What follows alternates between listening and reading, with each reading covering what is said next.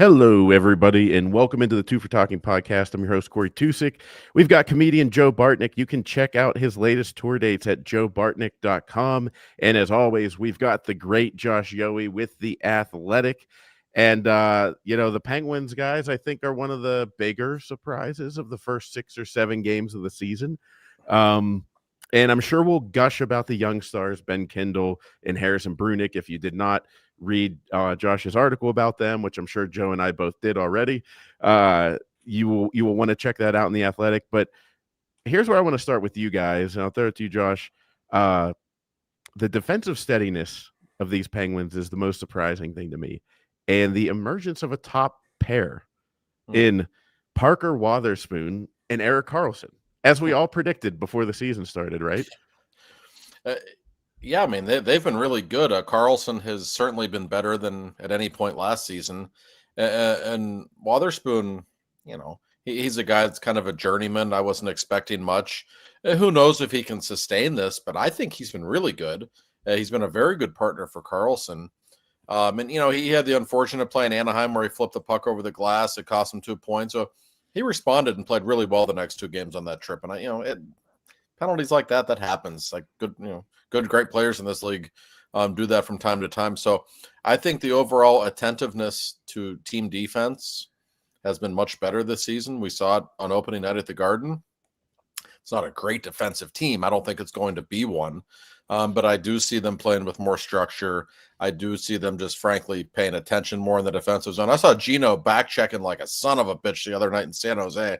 Like, that's not stuff we always see from him, but everybody's committed right now to what Dan Muse wants them to do. You have to be pretty impressed, Joe, with what you're seeing. I'm absolutely impressed. I love this team, Josh. And before I say 10 things that make everybody mad at me, they just added me to a show, or the show, somebody dropped out. So I will be headlining the Pittsburgh Improv next Thursday night, or whatever, the day before Halloween, Devil's Night. They just called me this weekend and said, "Hey, if you're in town, can you hop on the show?" So I will be there. So, all right, plugs are over. Back to the business at hand.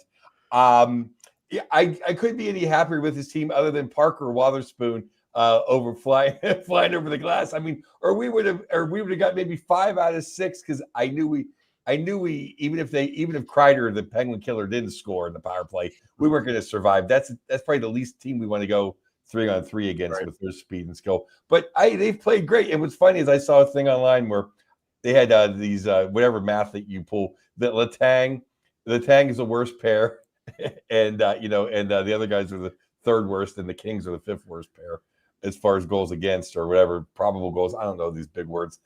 I just think that other than Letang, I think all of our defensemen, including Caleb Jones, who I was hard on, have played above what I expected from them. Caleb Jones was great against the Sharks. That was his best game as a Penguin by far. Yes. That was against the Sharks, but that's okay. I mean, he still played at a really high level. And even when Dumba and Clifton played, I thought Clifton was good. I actually liked was great, Josh. I didn't mean to cut you off. I was so happy with Clifton's play. That game against Anaheim, the Penguins were credited with 16 hits. He was given 8 of them, 50% of their hits. I loved his game. Dumba was okay. He looked a little rusty, as you'd expect, but they have some depth there. Like I said, the overall team defense has been really good. I guess we can get to the bad, though, because you mentioned Letang. He's been terrible. I mean, and I don't say that with any malice. I certainly would love to see him play well, especially with all the health stuff that he's had to deal with the last few years. But and I can tell you just from people I've talked with in the organization, there's concern about his performance. He has been a giveaway machine. He's just making mental errors constantly. It's painful to watch him right now, because everyone else, like, I don't know how Ryan Shea's playing. It's hard for me to say, because when you're out there with Letang and he's struggling like this, that's tough. But we know the rest of the defensemen, for the most part, have done a really nice job. I don't know what you do with Letang. I don't know. It's not just simple to say, we'll just sit him.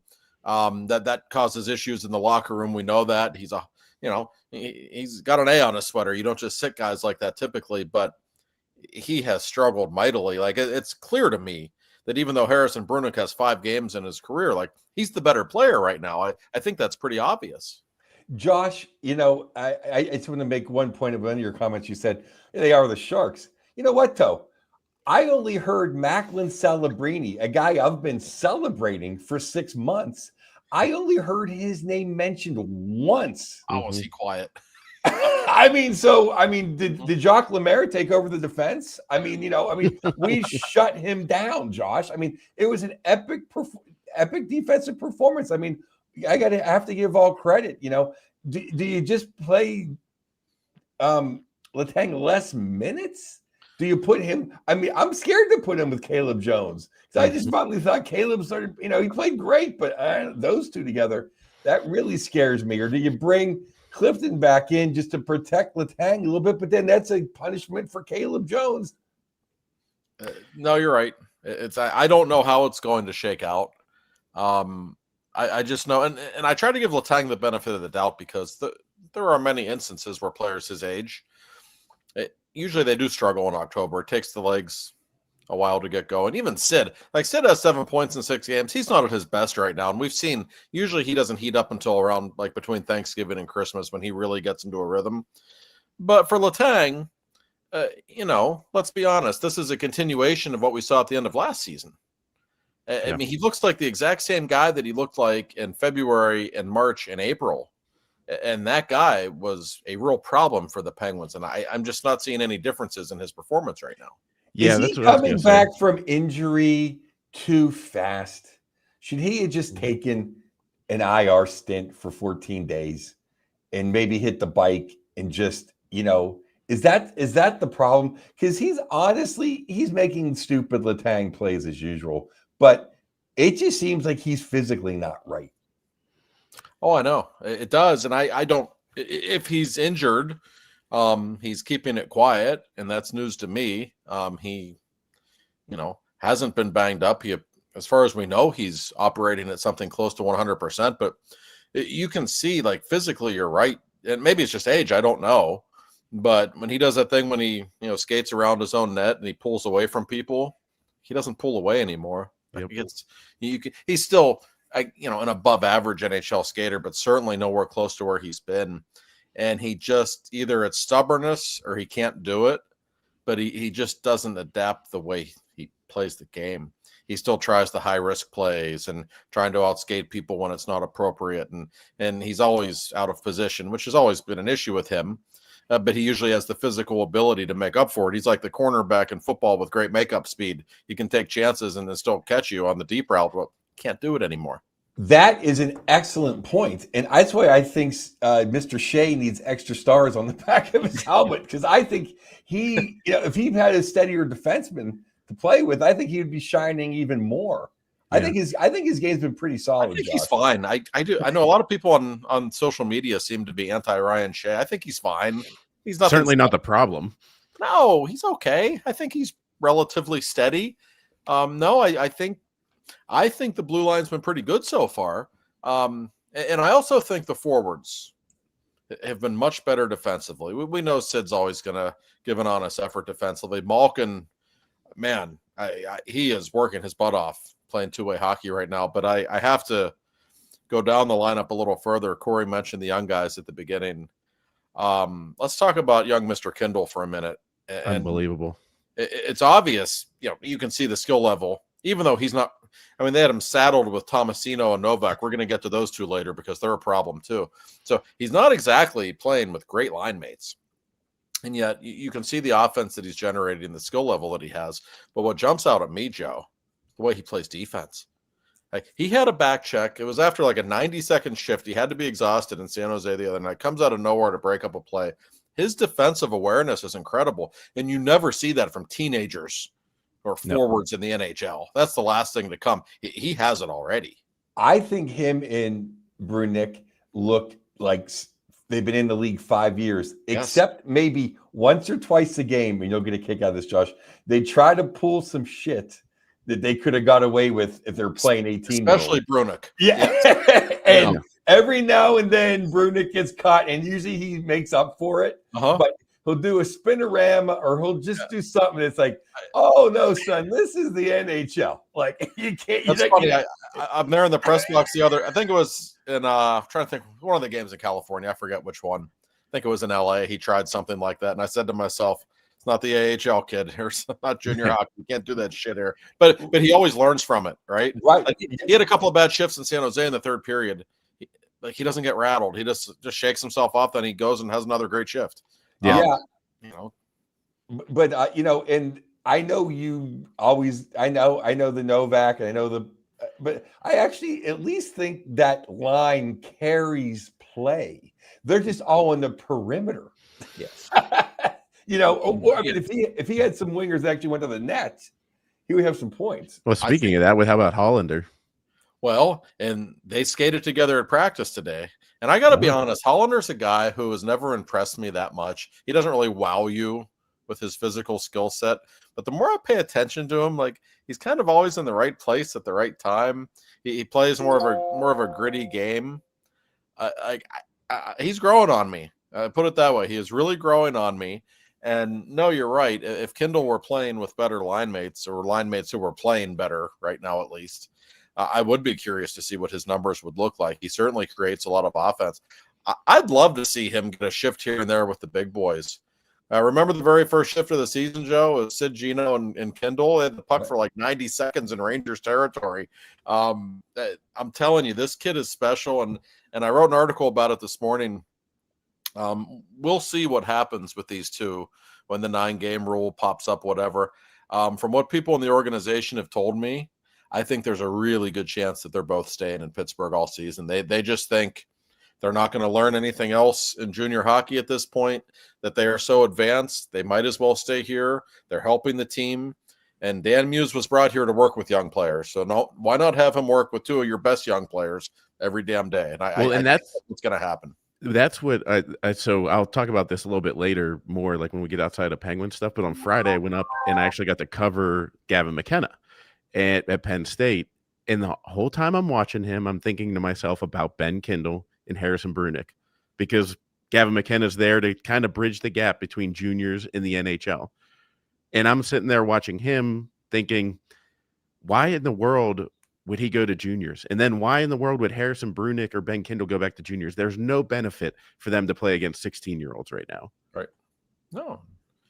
And Joe, they just look NHL ready, don't they? I mean, all Brunick's going to learn how to do is do more fancy moves that he can't get away with. Right. Yeah. And the same with Kindle. Now, on that note, you want to say you bring him up with the big boys. I actually think the line that worries me the most, and this is a crazy thing to say, I don't like the way Sid's lines looked. They look out of sorts. They don't look like they're all playing as a unit. Sid's played well. He hasn't been Sir Sidney, 5 points here, and he's got the empty netters. He's got the power play ball. He's responsible for us winning probably more than anybody, except maybe the goaltender. So I have nothing against, but I think Rusty's just off. That pains me to say that. He had a couple of rushes, but he just doesn't seem to be in the play as much. And Raquel Raquel's not playing bad. I just don't think that line is playing that good. Do you think Rusty's getting like older too, Joe? Like we're like not saying he's old, but kind of like how Sid had to warm up in his later years. I don't know. That's a chance. I just don't see the continuity. Like Rust was gone the 2 weeks of practice that they needed him to hang out. Yeah. Yeah. Anyway, sorry, Josh, I cut you off. No. I know you mean like Rusty. Like his legs look fine. He's got a lot of hop. Right. No concerns there. None of them individually look bad. I thought Sid had a bad game in LA for his standard. He was really off in that game. It's kind of funny that he ended it with an empty netter. He still gets his point, but he did not have a good game that night. And that even for him, on occasion that happens. No, that line has not been dominant at all. I don't think it's anything concerning yet. I don't even know that you can necessarily point the finger at one guy or the other. You know what the fascinating thing is? Dan Muse mentioned this about a week ago, that before all the injuries took place and the lineup and the roster got scrambled up with McGroarty out and other guys getting hurt, Rust.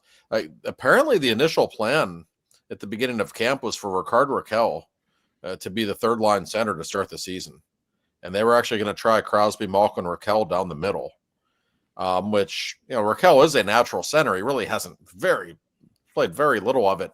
in the NHL, but then there were some injuries and they decided just to go back with the old plan of that top line. So just something to keep in mind. They haven't really played together a lot in practices or skates or training camp at all this season. Yes, they played together all the last year, so it shouldn't take long for the continuity to come back.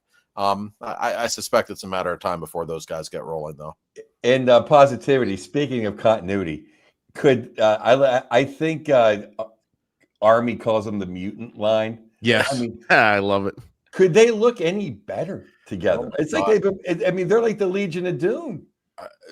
Let me first say, did anybody on this show know that Justin Brazeau had a pair of hands like what we've seen? No, I don't think Dan Muse knew he had a pair of hands like I don't that. either. Yeah. Like, but it's like every game, like whether it be the deflection goal that he scored, I think it was in Anaheim, or the pass that ridiculous pass he made to Mantha where he skated around Celebrini, which was the only time I noticed Celebrini all game was when Justin Brazeau was like, putting the moves on around him. He makes 3 or 4 plays a game. It's like, wow, look at that play. Look at those hands. Look at that pass. Look at that touch. I didn't know that was part of his game.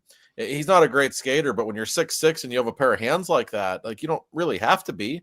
And Mantha and Gino aren't burners either. It's just a slow paced big man line, but I mean there's clear chemistry there. And to me, Brazeau is one of the real stories of the season so far for the Penguins. I don't know how sustainable it is. If he can score 20 goals for them and be a legitimate, second line winger, that kind of changes the way you can alter the lineup if you're Dan Muse, and you can move some people further down in the lineup and make your bottom 6 better because of him. Yeah, and where they were saying on the broadcast, it sounded like Justin was like kind of having a rough go of it and kind of contemplating whether or not he wanted to continue down this road. And I mean, he just you know what he reminds me of? If you've ever watched beer league hockey, it's the guy with incredible hands who's like slower than the 18-year-olds that are out there. And I'm not insulting his skating, but like he can just glide and stick handle around everybody because he needs to. And his hands are incredible. So, I mean, he seems, Joe, like a guy that you would love. A big guy that's going to use his hands in front of the net. I gotta wear my fan shirt. Big shoulders, soft hands. He's a man. I love the guy. He's an old school power forward, and Tony Mantha's warming up, and Gino. You give Gino space, he's going to create. And if those guys just get in somebody's way, I whoever put that line together, I mean, Muse has very few things I've even questioned. No, I mean, that was a genius move, Josh. And he had Brazeau with Gino immediately in training camp, and I was thinking to myself, like, what the hell's that guy doing with Gino? That's not going to work. And I have been proven incorrect, as I often am in life. And I mean, again, it's only 6 games. We'll see if he can maintain this. But I will say this for him, and we've mentioned this before. He scored, was it 61 goals in one junior season, I think? You don't do that by accident, okay? Even like really good goal scorers in the NHL don't usually score that many goals in one junior season. That's a really big number. And that tells me, like, okay, that's a guy who has some natural goal scoring gifts that other people don't have. And we've seen it already, Joe. Well, Josh, just think about, I didn't like Bruin center depth after Krejci retired and Bergeron retired. I don't think Charlie Coyle's a good number 1 center or Lindholm. So just imagine who his 3rd and 4th line centers were. That's true. And I don't like Minnesota's other than Rossi. Who do they have at center, right? Eriksson Ek. No, I mean, so imagine the guys beneath him that he's playing with. He's playing with a Hall of Famer now. Yeah. I give him credit. He's making the most of his opportunity. Like, he's not like a nasty, abrasive kind of player, but at least he's big. They haven't had size like this. At least that's a line with like 3 legitimately big people. Like, Gino is probably the only one with a mean streak on that line, but that's okay. They just haven't had that style of a line I can remember the last time they had 3 guys that big on a line. I don't know that they ever have, quite honestly. It's been their best line, bar none, through the first 6 games of the season. And Brazeau, like, I totally agree. He hasn't had a center like this to play with. The amazing thing about what he's done, though, like, he's creating a lot of offense just on his own. It's not like he's getting tap-ins from Gino or whatever. I mean, yeah, they look really good together, but that play the other night when he like stick handles around Celebrini and makes this gorgeous feed to set up Mantha, and that was a beautiful finish by Mantha too. Like that was impressive. Like that we see there's 2 or 3 times every game he does stuff. It's like, wow, like why has this guy never like become a good player in this league? I'm a little confused because I'm seeing things that I wasn't expecting. And even I talked with Dan Muse after the game. I said to him, Justin Brazeau has a pretty big or pretty good pair of hands, and Muse's eyes just got real big. He's like, yeah, no kidding. Like you could tell he was impressed. Well, Josh, too, our great friend, the super genius, he'd always say how Horny would bring Sid to not the fight, but to make him play low. Mm-hmm. And it's kind of like what these guys do. Mm-hmm. They're bringing Gino. Gino's not, I mean, hey, they've had some great rushes. And Brazeau looks really good on the rush, and he always kind of cherry picks a hair.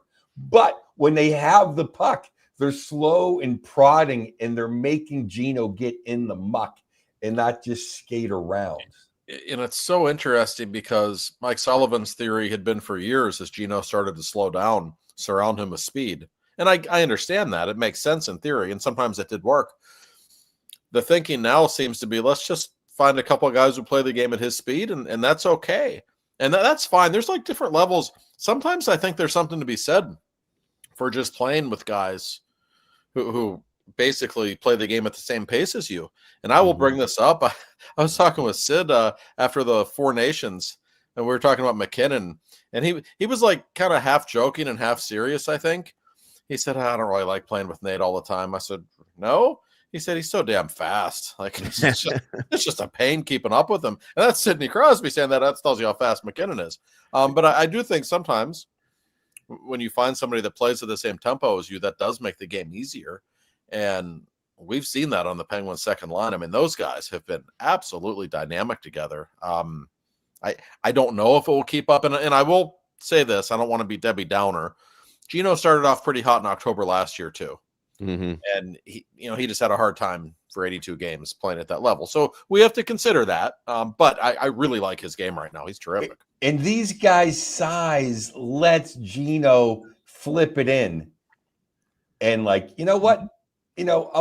I'll take what they're giving me and I'll flip it in. And there's a chance that Brazeau and Mantha are going to get it.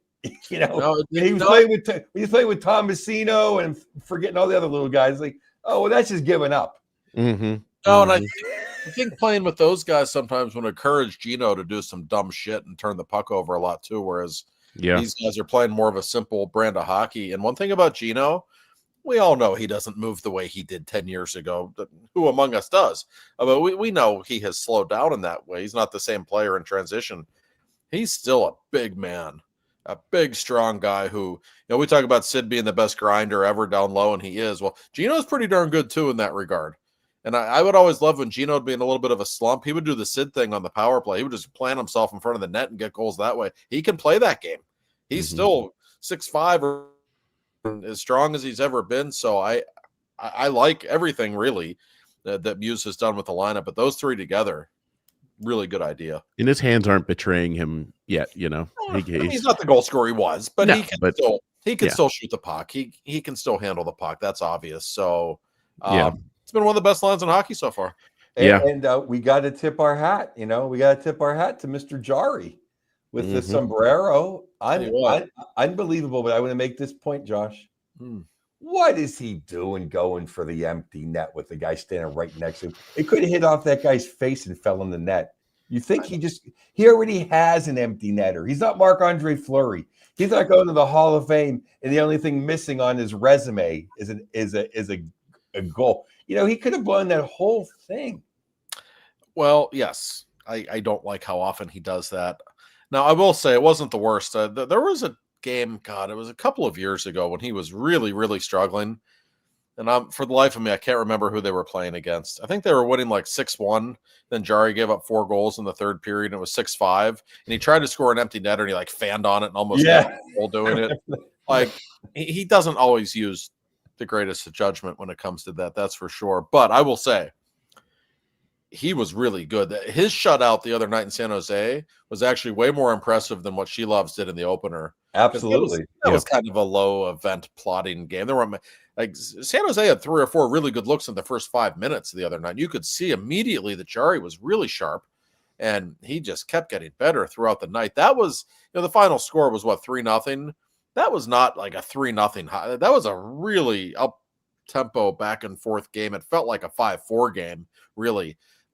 He was great, and I actually thought in the home opener he played very well. He gave up 3 goals, but that was another kind of up and down game. He was really good at the end of that game against the Islanders. Didn't have a great game against the Ducks, but there were some defensive lapses in front of him that were pretty grotesque that night as well. So I think you have to be encouraged with both goaltenders right now. I think the good outweighs the bad from both of them. But boy, Jarry, he was really, really good. And you have to be encouraged. It looks like he's kind of picking up where he left off at the end of last season. I've been hard on him, Joe, but good for him. He's shown some guts right now. He really has. Josh, absolutely. And, for everybody looking ahead, he's playing good enough to be traded. That's exactly what I was going to ask. I had that thought the other night. I know. Which is maybe all we need.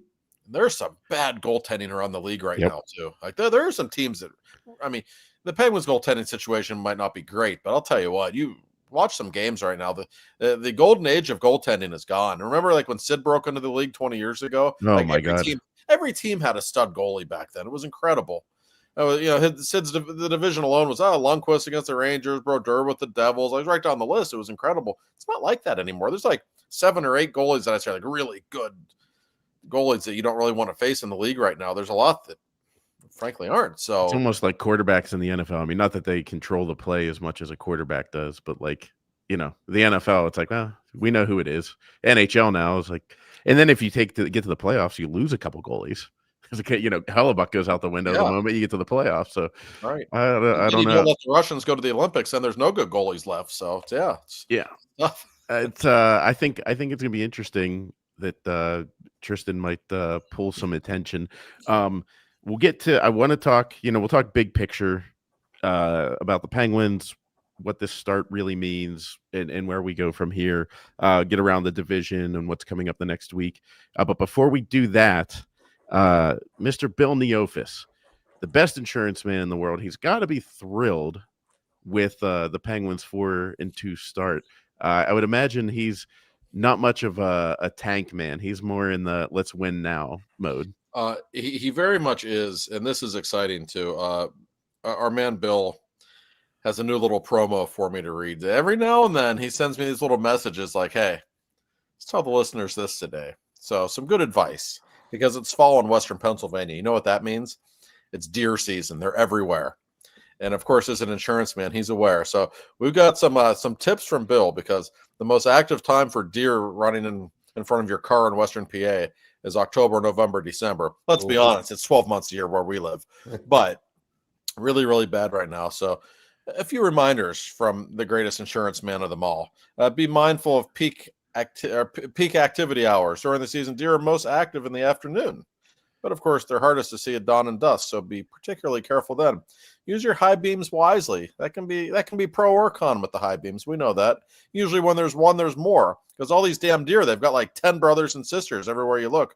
Like I know, like anytime I look across the street, I see like 10 of them just walking around. If you live in Western PA, you probably deal with that too. Know when not to swerve. That can make things even worse at times. Good advice. Heed the signs.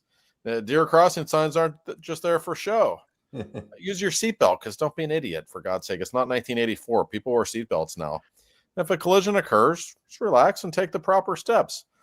Call Bill. That's what I'll do if it happens to me, of course. So neofusinsurance.com, you hear us talk about them every single week.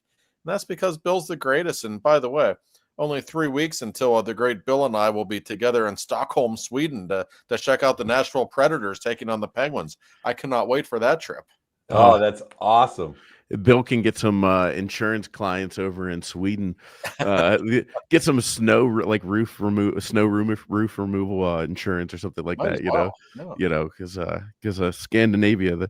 I'm excited for that. We'll get into that in a couple weeks. And thank you as always, Bill. So, the Penguins are 4-2. I get really excited and start thinking about the playoffs, dusting off my yard sign to put in the front yard, that I got at Dick's Sporting Goods. And then I remind myself, honestly, wait till New Year's. Like after New Year's Eve, then you'll kind of know where this team is, because 4-2 stretches happen in bad seasons. So it's actually American Thanksgiving, because if you're in at American Thanksgiving, you have about an 80%. That's what the stats say. You have about an 80% chance, maybe even more than that. So one more month to go, Corey. I know. American Thanksgiving. All right, so let's go with the Jarko Ruutu, the famous Ottawa Senators Jarko Ruutu game. Corey, that's exactly what I was going to bring up right now. The Jarko Ruutu game. Yep. I have it on my list of what I'm talking about. So excuse me. Yeah, no, because you know why? Because Mr. Bugsy Malone, Bugsy was on the telecast with Jay Caulfield, and nothing against anybody else. Bring back Bugsy. Bugsy was awesome. Him and Jay had chemistry. It looked like Rusty and Sid out there. It was just good. It looked like Stevens and Lemieux who watch plays. Bugsy's great on TV. He was fantastic. And it makes me think, you guys can answer your own. Bugsy, I'm not counting pre-Lemieux guys. Okay, I'm sorry, old school guys. Sorry, Bill. I know you're one of us. You're one of me. I like to say, Bill, you got to wear your seatbelt. Only guys my age even think about that. I immediately thought of Joe when I said that. Like, Joe's the kind of asshole that doesn't wear a seatbelt. Like, hey, when I'm in the neighborhood, what do you mean what to do? When I'm in the neighborhood, it's going to hit me. Come on. Yeah. That's why we love Bill. Bill's the best. But okay, so I think Bugsy, my favorite Penguin that did not win a Stanley Cup. Yep. Now, the others also receiving the other receiving votes, Gary freaking Roberts. Yep. And Jarko Ruutu. I just love me some Jarko Ruutu. So you guys, I'm not trying to put you on the spot, Corey and Josh.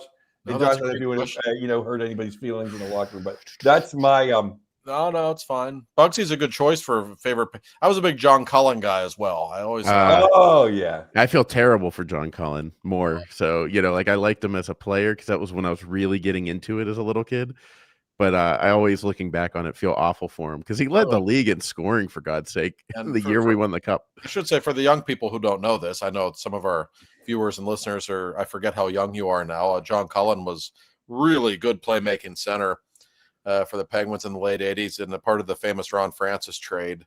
And after that trade in the spring of 91, as the Penguins were winning the first cup, John Cullen was still coming to every Penguin game and sitting in the crowd, with players, families, and friends. He was still so close with all those guys. So, great.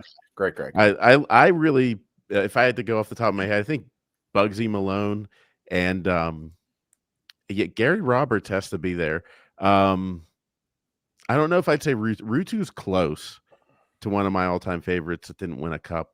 I just love the way Ruutu played because he was great in the shootout. He had silky smooth hands. It was unbelievable in the shootout. I was a huge fan of him. I love Jarko. Yeah. But the thing with Bugsy is A, Pittsburgh grown, B, he was the link between everything that sucked. Yep. And everything got good. He was the guy during the 2004 season that you're like, well, at least he looks good. He's gonna be good. Yeah, wow, he's better than we thought. Yeah, no, he was, and great guy too. I mean, if you've ever had the pleasure of meeting him, he's one of those people you meet him, you immediately like him. He just has a charisma about him. And maybe the greatest in locker room quote ever, Josh. They interviewed him after he scored a winning goal, and he goes, "I'm single and I'm ready to mingle." And that he was, and you gotta love Bugsy. To this day, he hates the Flyers with a passion. He's a true Pittsburgher. And he truly didn't go there and play like some other people that left Pittsburgh. That's right. So, when we talk about I don't know. I just don't, I'm not sold on it yet. I think they can be a playoff team. Let's put it that way. What they've shown me so far is that the path to them, writing the story of being a decent playoff team that maybe could win a round. But I will still stick with, in the grand scheme of things, I don't know how long it's going to last. And I think we're going to take our lumps, and I think that's still for the better. than getting swept in the first round. But I'm curious, things have changed a little bit in these 6 games. It's so early that they could lose the next 6 games in a row, and we're having a completely different conversation in 2 weeks. So that could happen. But I will say, through 6 games, they have operated at a much higher level than I was expecting. And we've been saying for a while, their forwards are pretty darn good. And you're going to get Rucker McGroarty back at some point. Koivunen's going to be back up, but he had a rough start, but they really just set him down because he didn't have to clear waivers. It was the simplest thing to do. This is not like a bottom 3 team in the league. I think that's pretty clear. And I also think, even though, again, it's so early, the early returns on the coach are very good. I'm telling you, conversations I've had from the captain of the hockey team all the way down to like the lunch ladies in the cafeteria at the practice facility, you name it, everybody likes this guy, and he has everyone's attention. And you can see by the way they're playing that some good things are happening right now. So no, they're not some bottom 3 team in the league. Are they better than we thought they might be? It doesn't necessarily mean they're going to be in playoff contention. We're going to have to give that a couple months. New Year's, Thanksgiving, Christmas, whatever. When we get to around the halfway point of the season, if they are in playoff position or only a couple of points out, then it's time to have that conversation, because what's going to happen, Joe, if they're in playoff position or in contention or a lot better than we thought halfway through the season, 87 and 71 are going to smell it. Like they are. And you're going to see them turn their games up to a different level if they think this team has any kind of a chance to play in the playoffs one last time together. I know that's not what some fans want. You want the tank or whatever. But if those guys smell it, that changes things. Well, I think that's what – I mean, as soon as I got to look at the forward list, as soon as I saw our depth chart, I said it's 2 things. It's going to be goaltending and if Mr. Dubas really wants to go for it. Because we're going to be sniffing around, barring a horrible injury. We're just too good up front to, we're going to, unless goaltending craps the bed, we're going to be sniffing around the playoff. It's going to be up to, if Dubas wants to keep I'm not saying he has to add somebody, but just keep everybody. I think we're going to be right there. It's going to be up to him whether he wants to just go for it or to trade off guys. Yeah. It's interesting that you mentioned the goaltending, because if you look at the last 3 seasons when the Penguins did not make the playoffs, and I realize that being the goaltender behind those teams was not easy. Those were not good defensive teams. But still, if the Penguins had even average NHL goaltending in those 3 years, they'd probably still make the playoffs. Mm-hmm. At least one of those years, probably a couple. And that was the biggest thing that was just separating them from the rest of the league. If we're going to get the version of Jari that we saw in March, like what happened in March, the Penguins won a lot of games because Jari was playing well, because they can still score. And, well, they've won 2 of his 3 starts so far this season because he played well. If you're going to get that kind of goaltending, this is at least a middle of the pack team. Maybe that's not where you want to end up. That's a good way to get the 13th draft pick or whatever, which I don't really think is ideal. But you have to give them credit for how they're playing. And if they find themselves in some kind of battle for a wild card spot, that's not a bad thing in the big picture. Or how about just coach some overtime? Yeah. Or maybe have Kindle on the shootout and not seeing Letang's move that I could see coming from California. Yeah. You get 7-8 extra points. You're in the playoffs. And, Josh, you're at all the practices. I think it looks like they've practiced the shootout more so far this season than they have in like the last 5 years. A little bit, not that much really, but they have. They don't really, teams don't practice 3-on-3 at all, and mainly, why? It's because it's so tiring. That's why guys don't really want to do it. I've heard some people have said, let's go to 10-minute 3-on-3s and get rid of shootouts. And Nathan McKinnon said, no, please, no, we're all going to pull our groins. Like it really wears you out, which I understand that. But yeah, they've practiced shootouts a little bit more. And yeah, just the situational things like that, Joe. How many points have they cost themselves the last 3 years? Well, who was a great shootout coach? Disco Dan. I know. He loved it more than anybody. That's all they did. I can't tell you how many years of my life I lost just where they please wrap up this shootout. Jesus, like it would go on for a half an hour because Fleury won't give up a goal, and you know. I'm willing to let Josh have to sit there through it if it means we get more shootout wins. I mean, Yeah. it's and now you're Well, right. And my I think- point is that they weren't like the Sharks or the Blackhawks. Like they were fairly competitive in many ways and beat a lot of good teams last year, actually. No, they gave away points left and right. What if they don't do that this season? I'm not saying they're a playoff team. I don't think it's far-fetched to think that they could sniff around, especially if this is a preview of the way they're going to play hockey this season.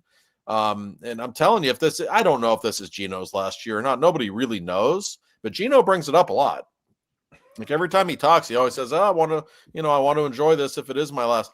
If the Penguins are 4 points out of a playoff spot with 35 games left, you think he's not going to show up every night? I promise you he will.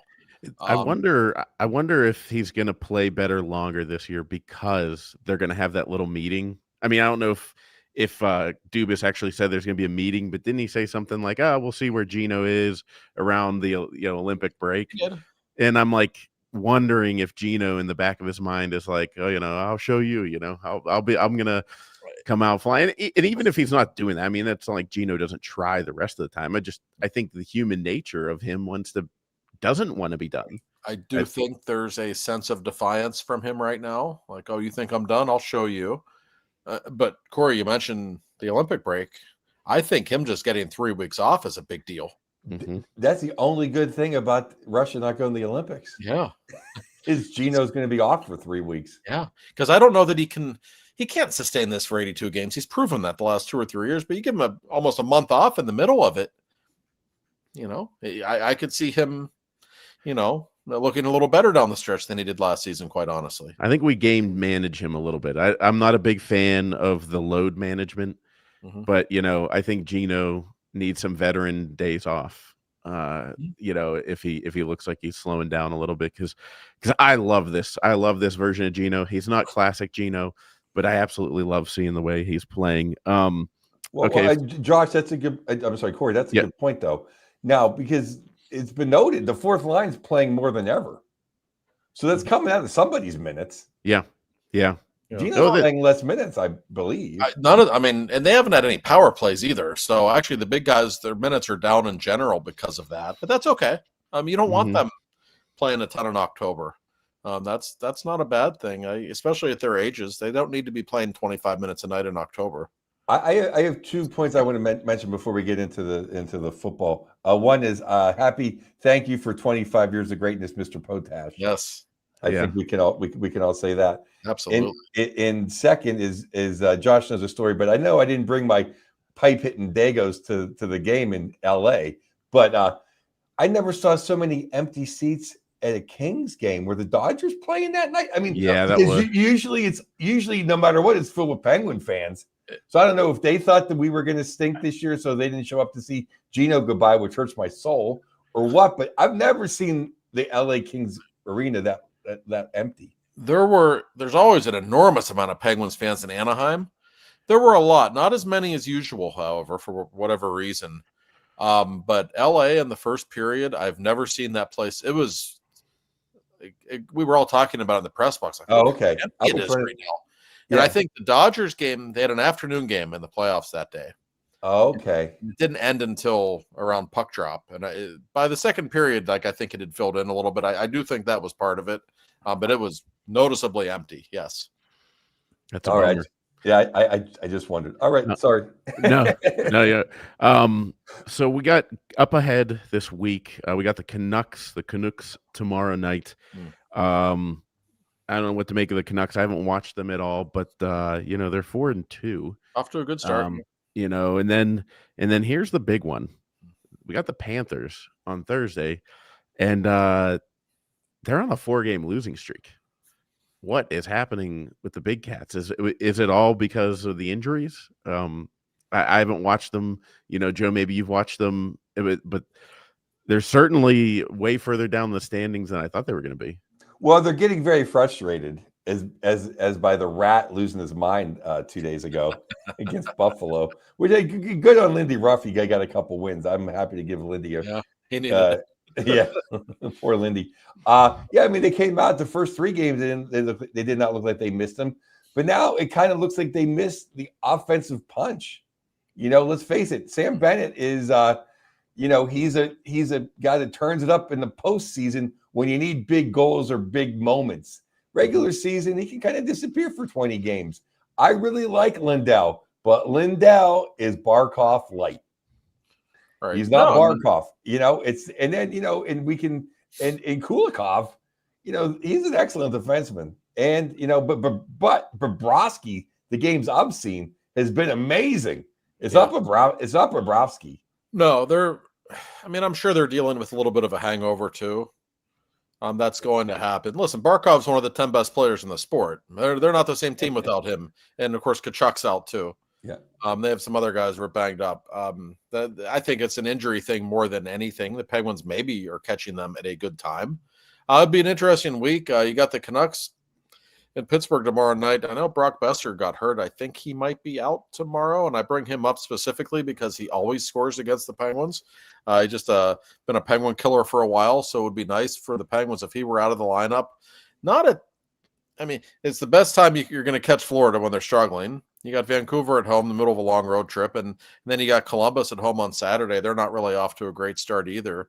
It's not a real nasty stretch of schedule for the Penguins. And then after that, you got home to the Bluesers. They're off to a bit of a slow start. Then in Philly, they're off to a bit of a slow start. So it's kind of an opportunity for the Penguins to make a little move if that's what they want to do. Yeah, I haven't understood Vancouver. I've been betting against them every night, but Demko playing very well. And Demko, when he's on his game, he's one of the 5 best goaltenders. I would agree. He's in never the healthy, league. but when he is, yes. So hopefully we won't get him. Yeah. But I remember a couple years ago when they came to town, Vancouver, and this is when our great friend, who's now an enemy, was coaching. They put 3 on us in like the first period. They had like a couple power plays, and I'm like, this team is just so much better than us. It blew my mind. It was almost like, and I never leave. Or hey, I watched them lose to the Jets 8-0 last year. Rachel stayed for the whole thing. Like, we're not leaving.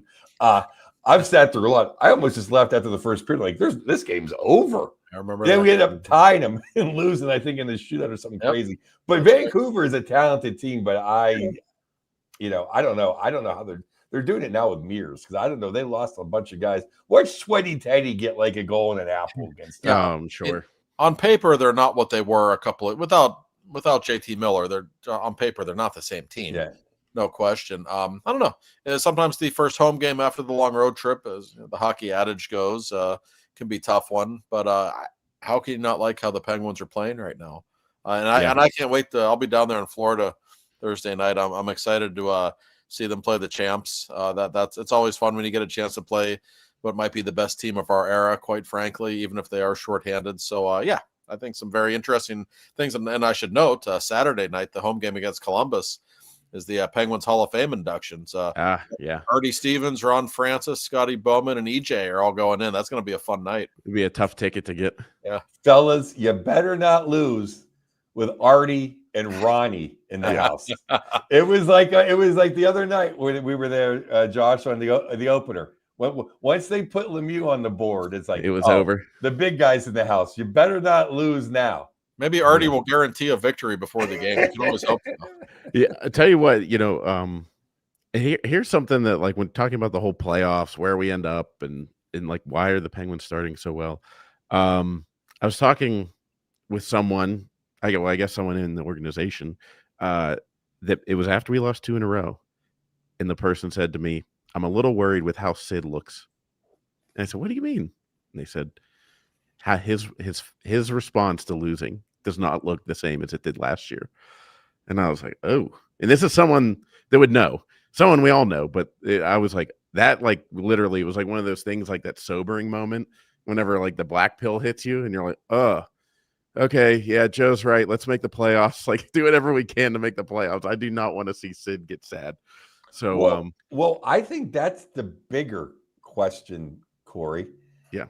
Is not how Gino's going to react if on trade deadline Wednesday, Rusty and Raquel and three other people are gone.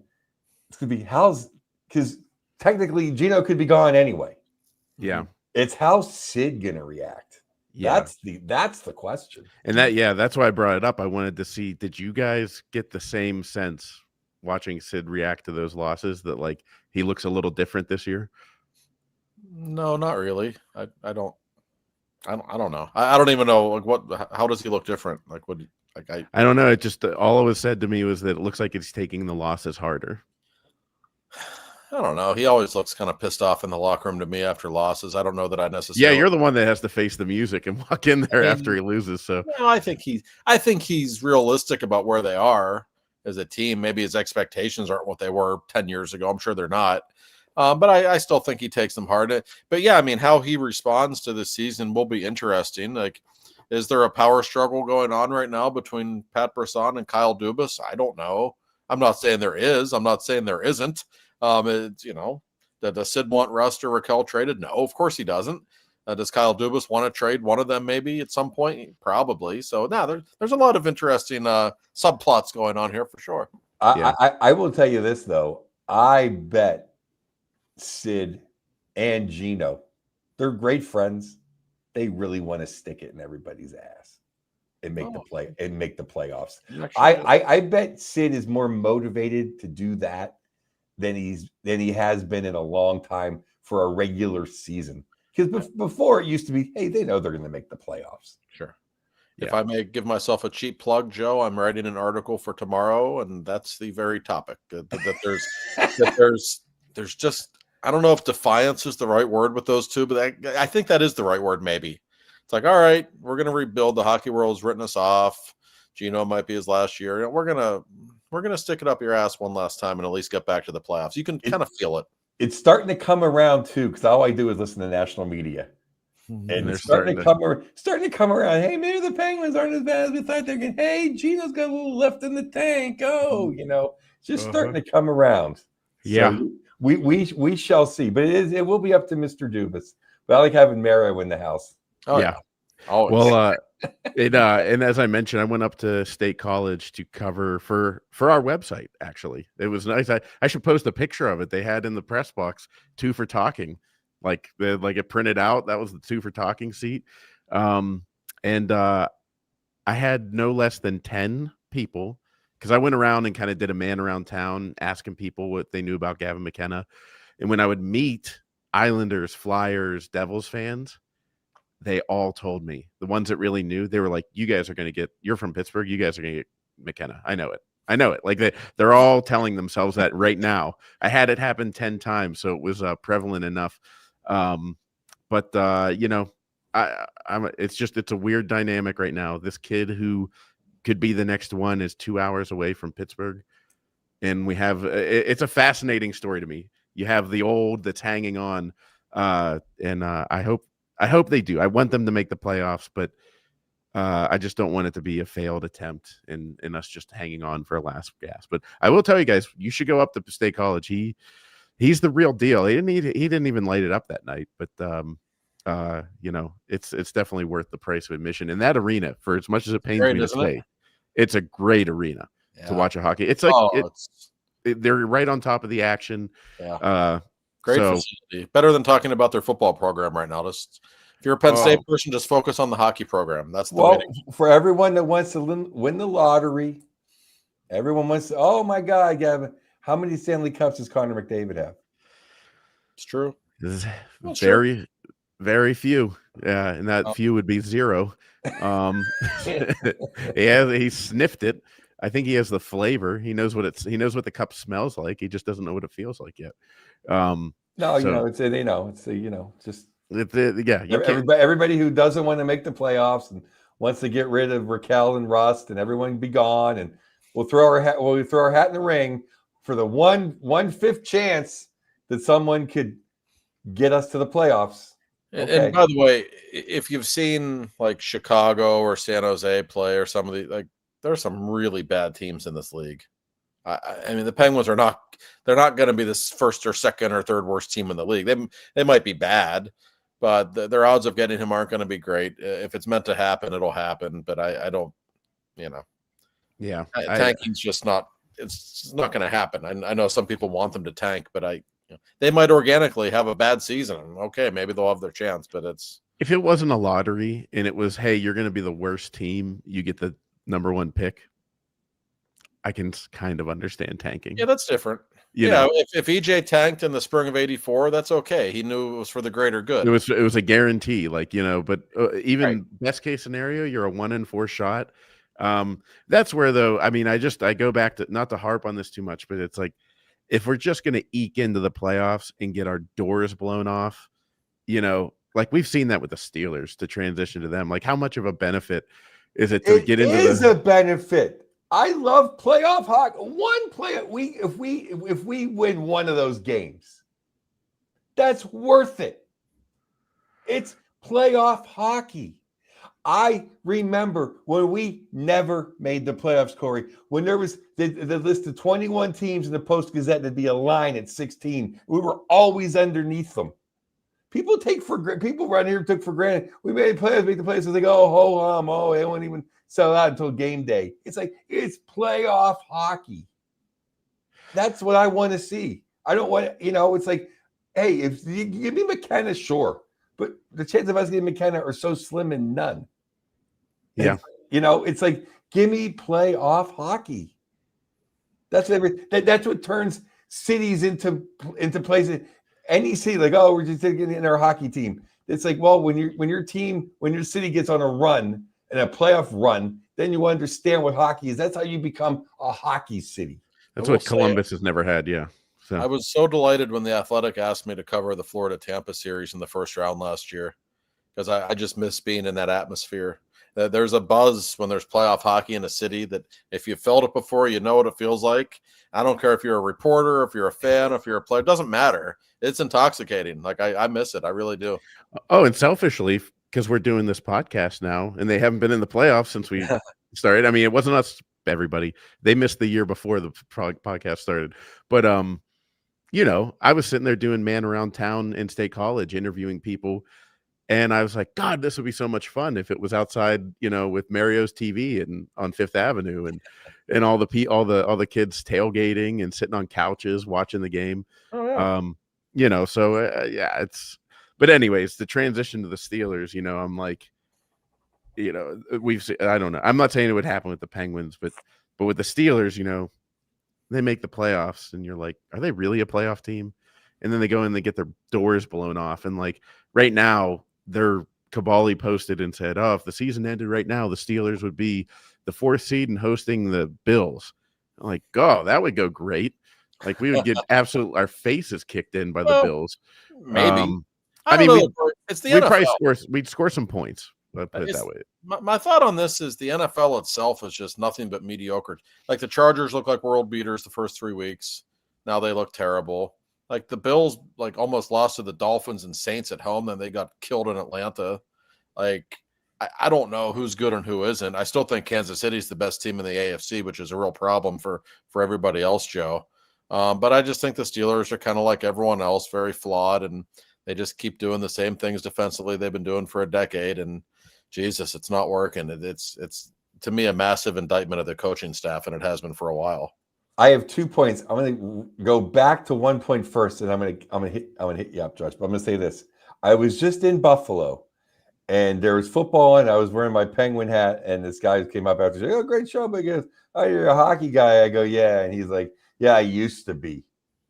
And Buffalo used to be a big, big, big hockey town. And then what happens? You don't make the playoff for a generation, and people all of a sudden find something else to do.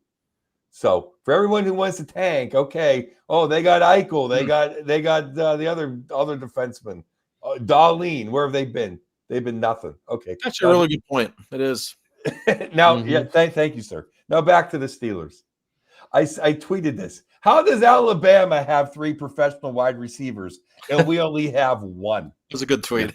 That's really good. I mean, I don't understand how the offense. Oh, thank God we got 9 tight ends. But you know what I mean. Somebody asked me if I'm drinking Jack Daniels. Yeah. This is raspberry iced tea. I will have you know. I love nothing a little raspberry tea. But I mean, and where are all the people that, oh my God, that didn't like the fact that our quarterback sat in the cave for a week or whatever? I mean, could Aaron Rodgers play any better? He is he's on pace for 40 touchdowns, for God's sake, with one wide receiver on the team. Yeah. Really. What he's done is extraordinary. He's not really in the MVP conversation, but he's not that far off, honestly. Look at how bad this defense has been. Look at the lack of weapons that he has, and they're 4-2, probably going to win the division. He keeps getting better. And I thought, Joe, the last 2 games, he really moved a lot better. Like, he's starting to, run around in the pocket, and like first couple of weeks, he was just going down if he got touched. You can see he feels a little more limber. He's been a joy to watch. I love watching him. It's been as fantastic as we thought it was going to be. Now, here's another point about the Steelers.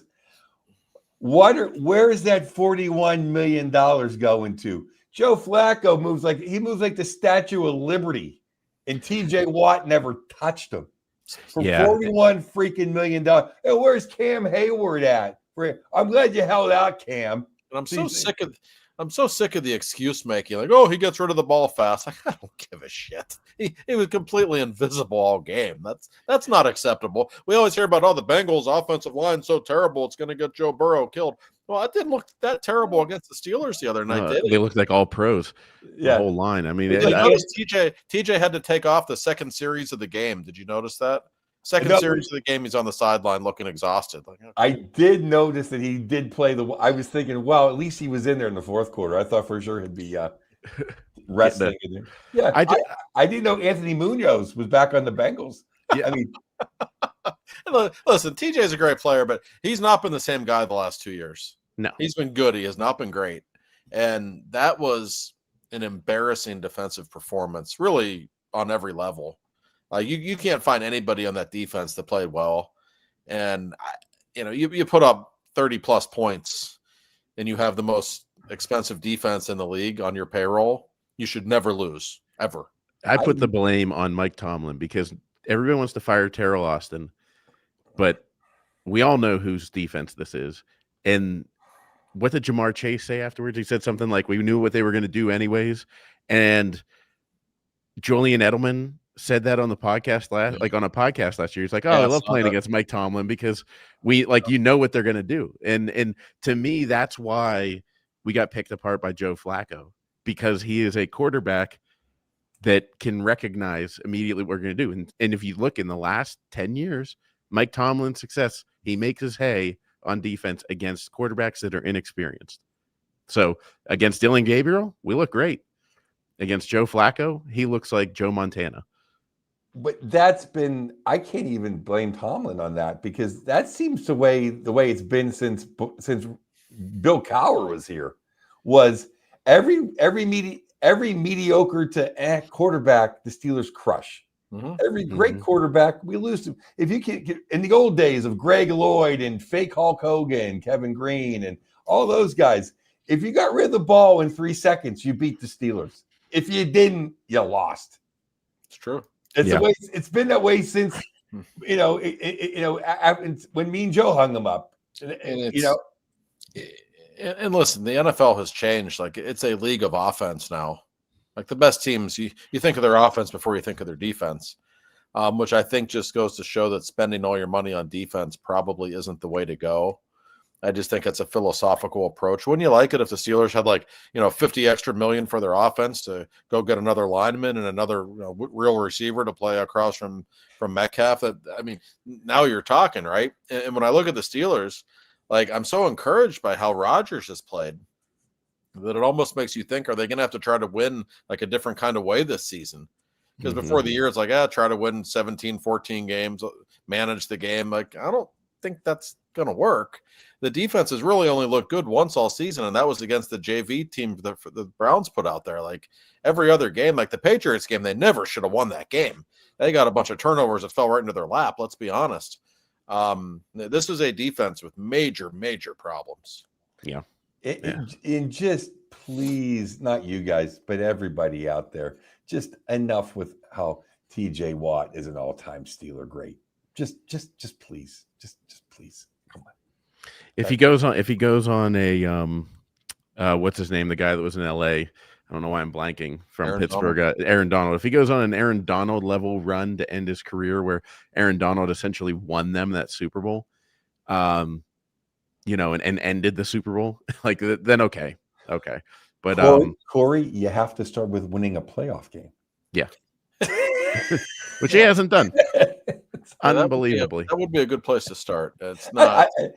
I don't understand how anyone can be a all-time Steeler great when they haven't won a playoff game, unless they're Buddy Dial. And I know everybody's just kind of giving the Steelers the division. I will warn you, the next 3 games are against Green Bay, and then the red-hot Indianapolis Colts, then the Chargers. That's no sure thing they're going to win the division. Very real possibility we end up 5-5 or something. Yeah, I mean that wouldn't shock anybody. I don't think. I knew we had to score 28. I thought we had to score 31 points to win because I thought that the Bengals would score 28. How are we going to, how Rodgers is going to score 28, 31 against the Green Bay? Green Bay actually has a defense. All they did all week was shit on the Bengals defense. Well, you know what I mean? Green Bay actually has a defense. They got Micah. They got Micah. Micah's going to be in the backfield. And you look down the road, just thinking of the Steelers defense, you look down the road at their schedule. So coming up, the Colts offense is really good. The Chargers have Herbert. Then you've got Lamar twice. You got Josh Allen on that schedule. Like it's about to pick up in a scary way. And you have to play Flacco again, for God's sake. I mean, the way that went the other night, who knows what will happen in the middle of November when they come to Pittsburgh. Yep. I don't have it's not, and it's the weirdest part, if they win that game, then we're like, hey, 5-1. they've got their problems, but they're 5-1. So it's that's one of the things I love about the NFL. You're just like, all right, maybe we'll be all right, but I don't know. Anyways, it took a 60-yard field goal to beat the Jets. Yeah. I mean, we could be 2-4 very easily. Very easily could be 2-4. So anyways, well, hey, that'll do it for this week on the Two for Talking podcast. We appreciate you guys as always. And Joe, plug that again. And Thursday, I will be Thursday the 30th, the day before Halloween Devil's Night. I will be at the Pittsburgh Improv. Devil's Night with Joe Bartnick. That sounds. There you go. Yeah, I like it. Yeah. I think I'm going to appear that night myself, Joe. Oh, I hope you're there. And we appreciate you guys as always. Go to twofortalking.com. Like Joe's articles are there. I just posted one about my trip to see Gavin McKenna. So we're trying to do some more stuff there, and subscribe to the YouTube channel because I got video content from Penn State that you'll want to see. So, yes. And we appreciate your help as always. And we'll talk. And iTunes too. Yes. Subscribe wherever you listen, and we will talk to you guys next week.